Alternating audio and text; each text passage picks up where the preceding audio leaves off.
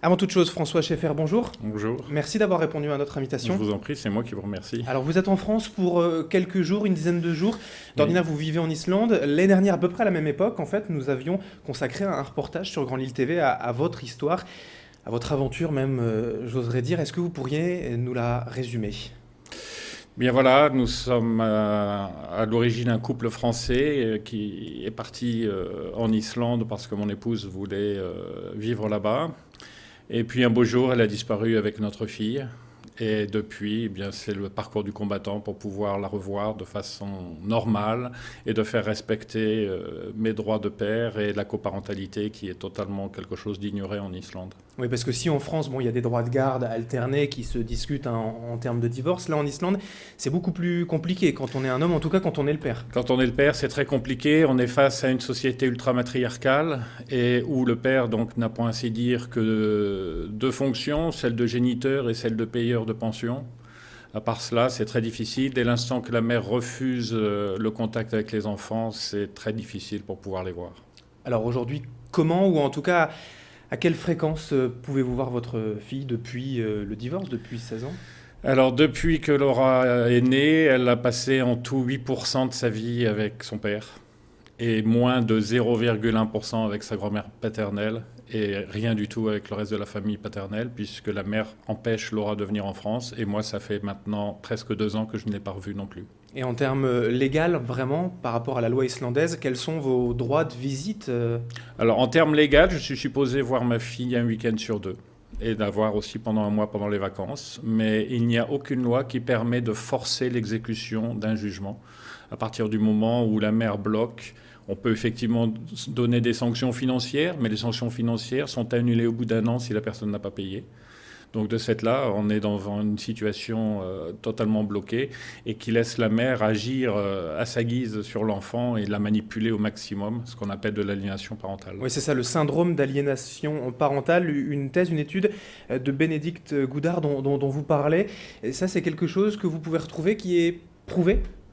Oui, tout à fait. Il y a des signes qui sont très révélateurs. Un enfant aime ses deux parents. C'est quelque chose d'inné, quel que soit le comportement des parents, un enfant aime ses deux parents. Et quand un beau jour, un enfant bascule complètement et vient tenir des propos laissant sous-entendre qu'il se met à haïr un des deux parents sans le voir, il y a effectivement un gros problème. Ça veut bien dire que l'enfant a été manipulé, il est sous emprise. Et ça, c'est dramatique parce que ça détruit complètement sa personnalité. Comment se sont passés les quelques trop rares contacts que vous avez pu avoir avec votre fille? Quels échanges vous avez eus? Ça s'est toujours très très bien passé. Laura a toujours été très proche de moi. Quand elle était petite, c'est toujours moi qui m'en occupais. Donc il y a toujours eu une relation, je dirais presque fusionnelle entre nous. Ça a toujours très très bien fonctionné. Et même lorsqu'on ne se voyait pas pendant plusieurs mois parce que la mère bloquait déjà les rencontres, Laura venait tout de suite me revoir comme si de rien n'était. C'était comme si on s'était quitté la veille. Mais là, maintenant, Laura grandit et Laura subit l'influence et ça joue énormément sur elle. Aujourd'hui, vous vivez encore en Islande pour essayer, comme ça, de lutter, d'avoir des recours. Quels sont-ils vraiment? Aujourd'hui, en Islande, Laura a 16 ans. Alors, les recours actuellement, c'est de faire essayer d'appliquer la loi, de faire modifier la loi islandaise. Pour cela, il y a la Cour européenne des droits de l'homme qui va être à nouveau saisie dans la mesure où il y a des carences gravissimes dans l'affaire.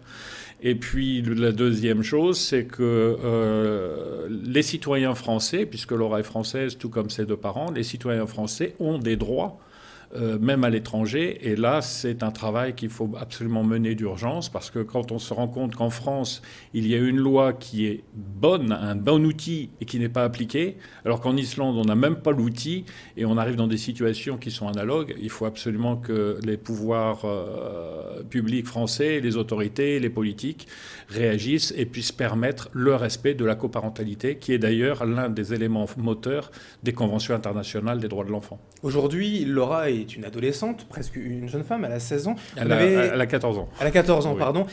Une adolescente, vous n'avez aucun moyen de communiquer avec elle en Islande directement? Aucun moyen de communiquer direct, dans la mesure où sa mère change le numéro de portable, où Laura ne se présente pas à la sortie du collège quand je viens l'attendre, où Laura est complètement donc paralysée par les mensonges qu'on lui a inculqués. Donc Laura répète bêtement sa leçon de mensonge sans être d'ailleurs totalement crédible, parce que au fur et à mesure du temps, ce qu'elle répète n'est plus la même chose, ses propos évoluent.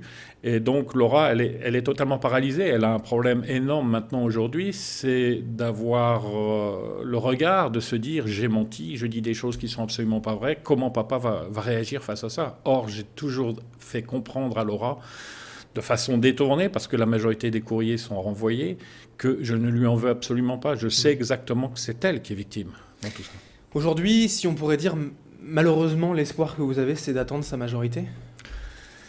Ça risque d'être cela dans un premier temps, mais surtout qu'elle se réveille, qu'elle voit la réalité en face. Laura, quand elle était plus petite, elle avait davantage, je dirais, de perspicacité à trouver la vérité. Elle se rendait bien compte de la manipulation quand elle était petite. Aujourd'hui, avec l'adolescence, elle est un petit peu plus bloquée dans tout cela, mais je sais qu'au fond d'elle-même, elle sait très bien où se trouve la vérité, et j'espère qu'on va se retrouver. Et pour ne pas oublier, tous les ans, vous faites ce genre d'album photo, voilà. Où vous regroupez des photos d'elle, des photos de vous, avec la grand-mère aussi. Voilà. Et puis, ce que je peux arriver à glaner sur elle, puisqu'en fait, je n'ai plus aucune information la concernant, à part quelques photos qu'on peut trouver sur des sites internet. Sinon, je n'ai absolument rien, donc j'archive. L'espoir demeure malgré tout L'espoir demeure, et c'est grâce à cet espoir que je tiens debout, quoi. C'est un combat donc d'un père de famille originaire de Marc-en-Barœul, François Scheffer. Merci d'avoir été avec nous pour en parler. Merci. Et bon courage, bien évidemment. Merci à vous de nous avoir suivis sur Grand Lille TV, 9h07. L'information continue dans un instant.